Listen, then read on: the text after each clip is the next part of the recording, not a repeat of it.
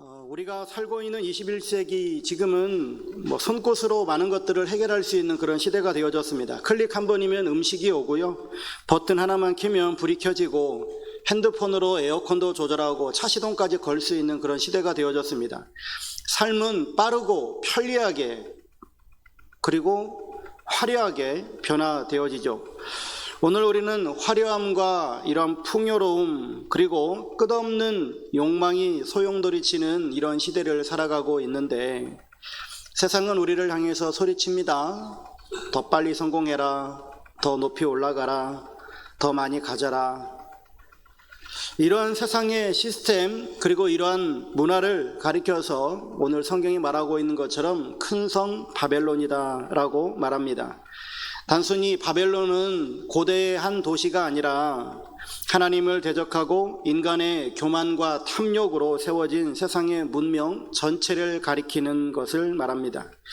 이 성은 너무나도 화려하고요, 매력적입니다. 그 안에서 살아가면은 얼마나 좋은지 그 안에 향락이 있고 쾌락이 있고 그리고 부귀영화가 있고 또 문화도 발달되어 있고 지식 수준도 높은 이러한 모든 것들이 집약되어져 있습니다. 그 성 안에만 있으면 정말로 행복할 것과 같은 그러한 착각을 불러일으키기도 합니다.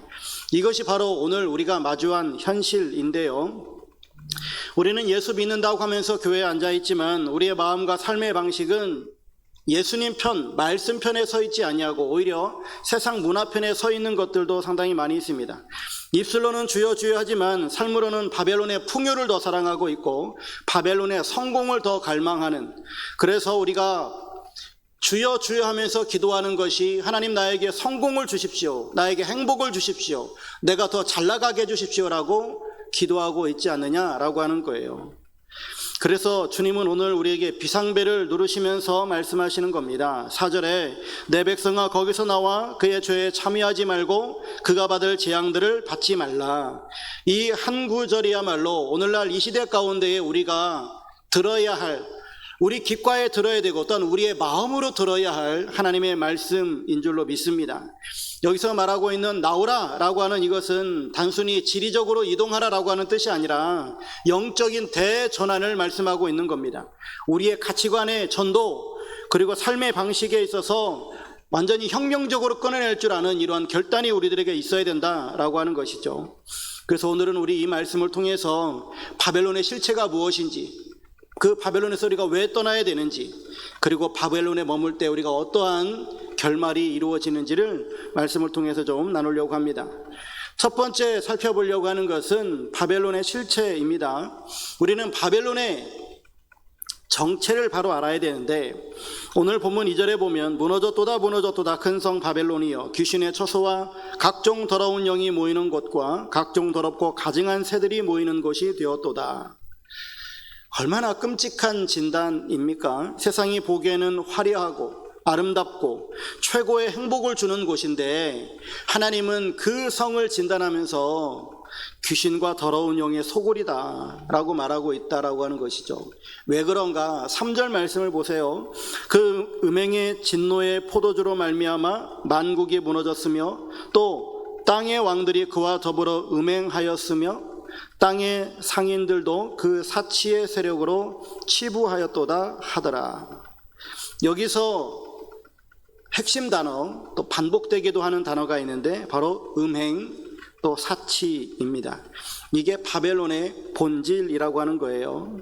먼저 음행을 좀 보겠습니다. 이것은 단순히 육체적인 문란함을 의미하는 것이 아니라 성경에서 말하는 음행은 하나님 한 분만으로 만족하지 못하고 하나님 이외의 다른 것들을 더 사랑하고 의지하는 것을 의미합니다. 그것을 가리켜서 영적 간음이라고 말하는 거죠. 돈을 하나님보다 더 사랑하는 것, 권력을 하나님보다 더 의지하는 것, 명예와 인기를 하나님보다 더 갈망하는 것, 심지어 자식이나 자기 자신을 하나님 자리에 올려놓는 것까지 모두 다 하나님이 보시기에는 영적 간음, 음행이다라고 말하고 있다라고 하는 것이죠. 바벨론은 이 음행의 포도주를 만들어서 온 세상 사람들에게 마시게 합니다. 하나님 없이도 살 수 있어. 아니, 하나님 없이 살아가는 것이 네가 더 빨리 성공할 수 있는 길이야 라고 우리를 속삭입니다. 네가 성공하면 행복할 수 있다라고 말합니다.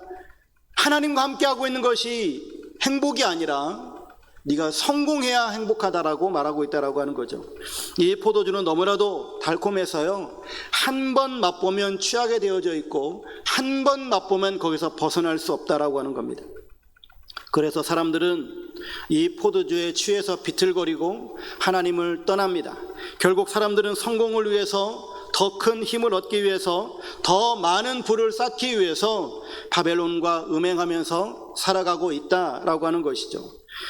성도 여러분, 이게 남의 이야기일까요? 세상 사람들 이야기입니까? 아니요. 우리 이야기이고 대한민국 현실이고 교회의 현실입니다.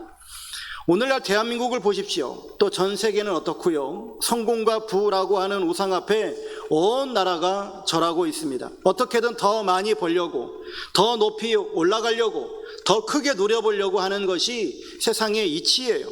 그리고 그러한 것들을 위해서 발버둥 치는 모습들을 우리는 지금까지도 많이 보아왔습니다. 예수 믿는 것보다, 아니 예수보다는 돈이 더 중요하고 구원보다 성공과 행복을 더 가치 있게 여기는 이러한 현실이 되어졌다라고 하는 겁니다. 교회 안에도 이 음행의 포도주가 깊숙이 들어와서, 그래서 기복신앙이라고 하는 이름으로, 그리고 번영신학이라고 하는 이름으로 성도들을 취하게 만들고 있습니다. 예수 믿으면 복 받습니다. 예수 믿으면 성공합니다. 예수 믿으면 더 잘 될 겁니다. 여러분, 성공을 위해서 기도하십시오. 여러분들이 구체적으로 기도하면 하나님께서 반드시 여러분들에게 복을 내리실 것이라고 이렇게 속이고 있다라고 하는 것이죠. 물론 하나님께서 우리에게 복을 주십니다. 그런데 하나님이 우리들에게 주시려고 하는 복과 내가 지금 이렇게 기도하는 복이 같을까요? 코드가 맞을까요? 이건 우리가 면밀히 검토해야 될 부분이기도 합니다.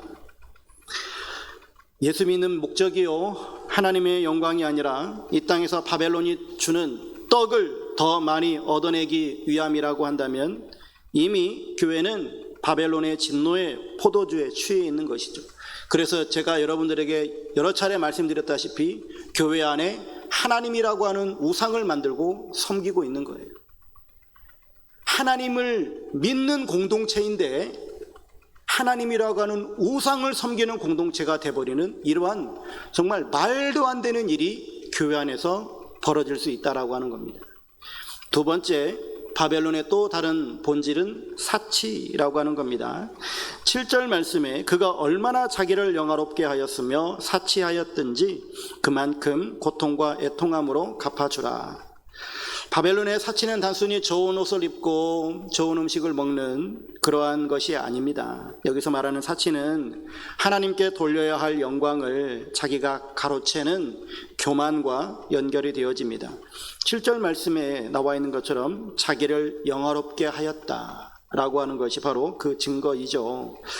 바벨론은 자신의 아름다움과 풍요, 이런 모든 것들이 다 자기의 힘으로 이룬 것이라고 자랑합니다. 그 풍요를 소외된 이웃, 가난한 자들과 나누는 것이 아니라 오직 자기 자신만을 위해서 사용합니다. 이게 바로 사치의 본질이죠. 7절 하반절에서 바벨론은 스스로 이렇게 선포합니다. 나는 여왕으로 앉은 자요 과부가 아니라 결단코 애통함을 당하지 아니하리라. 이것이 바로 인본주의의 극치 아니겠습니까?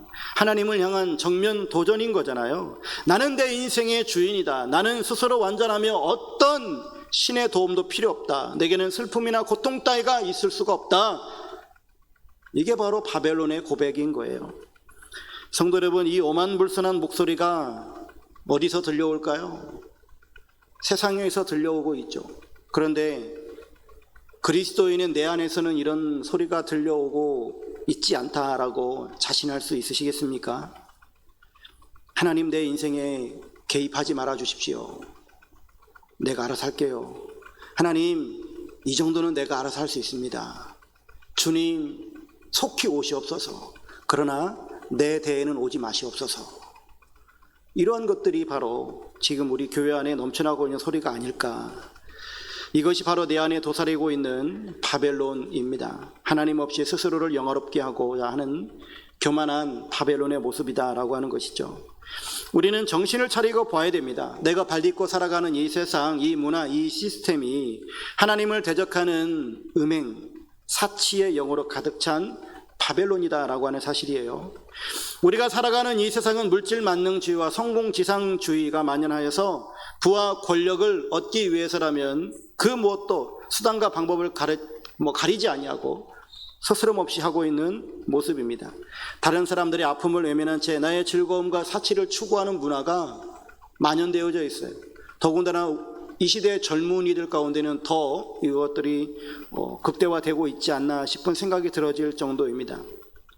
하나님을 떠나서 인간의 힘과 지혜를 자랑하는 문명, 이게 바로 우리가 타파해야 할 문화이고 우리가 이 시대를 살아가면서 극복해야 될 문화일 것 같아요.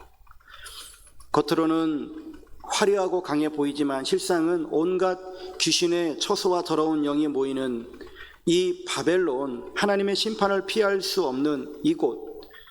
그런데 만약 우리가 이곳을 너무나 사랑해서 매일매일 그 유혹의 포도주를 마시고 있다라고 한다면 우리는 이 하나님의 심판을 피할 길이 없다라고 하는 겁니다. 그러면 두 번째, 바벨론은 하나님의 심판을 받게 되어질 터인데, 이 화려한 바벨론이 맞이할 비참한 운명을 좀 살펴보면 하나님께서는 왜 이 바벨론을 심판하려고 하시는가? 왜 멸망을 선포하는 것일까? 5절에 그 답이 있습니다.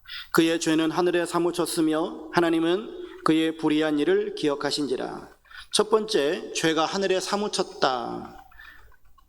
그냥 이 문자 그대로만 보아도 무슨 의미인지 알겠잖아요. 마치 바벨탑을 쌓았던 인간들처럼 이 바벨론에 살고 있는 사람들, 그들은 교만과 죄악이 하늘에 계신 하나님의 보좌에까지 상달되어졌다라고 하는 겁니다. 다시 말하면 임계점을 넘어섰다. 하나님이 이제는 더 이상 용납할 수 없는 한계점에 도달했다라고 하는 그런 의미겠죠. 그리고 더 무서운 말씀이 그 뒤에 이어집니다. 두 번째가 하나님은 그의 불의한 일을 기억하신지라. 죄가 하늘에 사무친 것, 그리고 하나님께서 그것을 기억하신다라고 하는 겁니다. 인간은 망각의 동물이라서 잊어버릴 수도 있는데 하나님은 절대 잊지 않으시는 하나님이시죠. 바벨론이 저지른 모든 불의함, 즉 힘없는 자들을 억압하고 착취했던 것, 그리고 의로운 사람들을 순교하게끔 만들었던 것, 하나님의 백성들을 핍박했었던 것, 하나님을 모독하고 스스로 신이 되려고 했었던 그 모든 것들을 하나님께서는 기억하시겠다라고 하는 겁니다. 그러므로 그들에게 심판하시겠다라고 하는 거예요. 하나님의 이 기억은 복수심에 의한 기억이 아닙니다. 하나님의 이 기억은 하나님의 속성인데 하나님의 공의를 위한 기억이십니다. 억울하게 죽어간 순교자들을 신원하시기 위함이고요. 신음하는 피조물 세계의 그 고통을 갚아주시기 위한 기억이라고 하는 것이죠.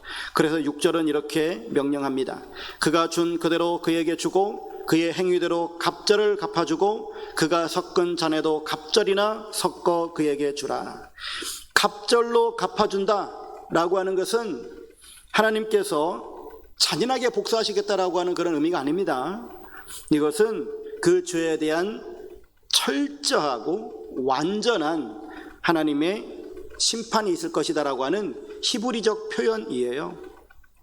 즉 하나님의 공의에는 한치의 오차도 한치의 할인도 없다라고 하는 겁니다.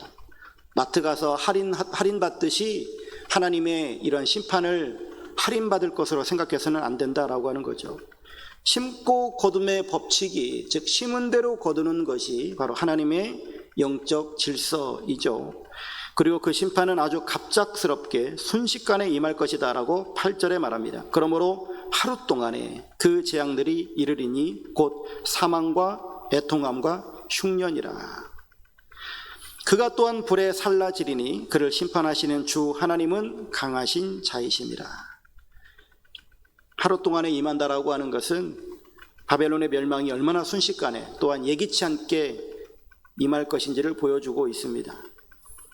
어제까지 세상의 부귀를 다 누리면서 나는 여왕이라, 나에게는 재앙이 없다 라고 그렇게 떵떵거리던 이 바벨론이 순식간에 하룻밤 사이에 연기처럼 사라져 버린다라고 하는 겁니다.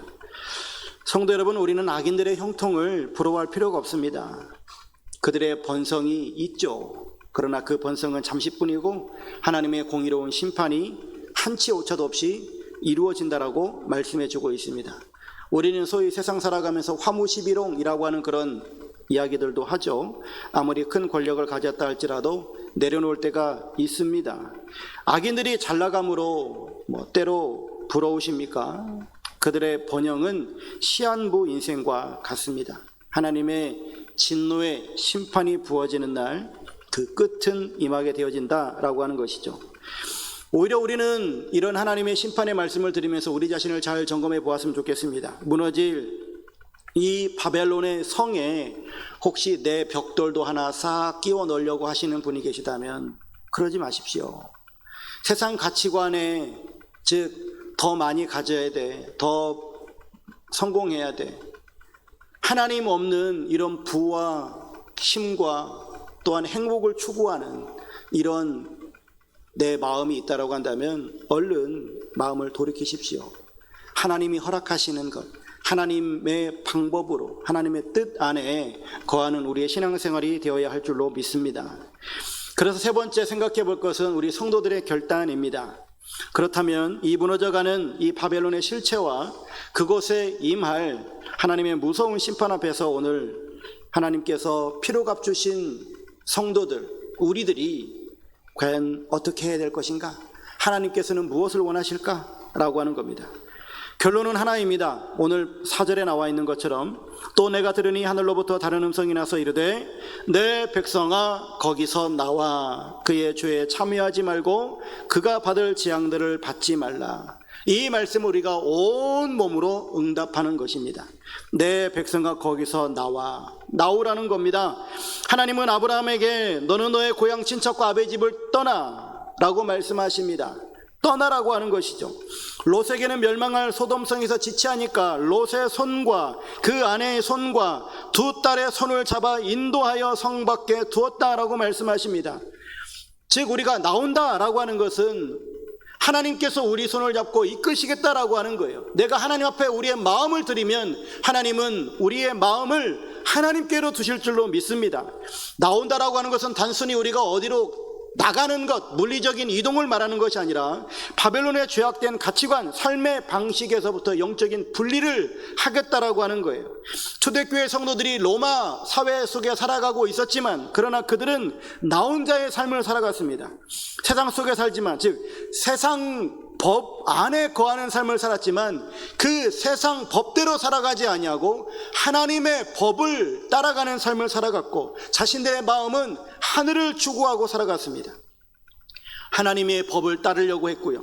그리고 마찬가지로 우리들도 대한민국 국민으로 살아가지만 우리는 또한 하나님 나라의 백성으로 살아가야 될 줄로 믿습니다. 세상이 돈과 성공을 쫓아갈 때 우리는 하나님의 의와 거룩을 쫓아가야 될 줄로 믿습니다. 세상의 음란과 쾌락을 즐길 때 우리는 순결과 절제를 통해서 하나님을 기쁘시게 해야 된다라고 하는 것이죠. 세상이 힘으로 남들을 억누를 때 우리는 예수 그리스도의 십자가 사랑으로 섬길 줄 아는 이러한 그리스도의 사랑을 실천하는 삶을 살아가야 될 줄로 믿습니다. 예수님이라면 어떻게 하셨을까? 이것이 과연 하나님께서 기뻐하시는 뜻일까? 늘 묻고 하나님 앞에서 살아가는, 그래서 하나님의 뜻이 아니라면 아니요 라고 담대히 선포할 줄 아는 이런 용기가 우리에게 있어야 될 줄로 믿습니다. 이게 쉬울까요? 결코 쉽지 않습니다. 세상에서 왕따를 당할 수 있고 사실 어쩌면 그게 무서워서 못하는 거죠. 세상의 흐름을 정면으로 거슬러 올라가기 위해서는요, 연어들처럼 엄청난 저항을 받을 것이고요, 그 저항을 뚫고 올라가기 위해서는 힘이 필요한 겁니다. 그래서 우리에게는 영역과 영권이 필요한 것이죠.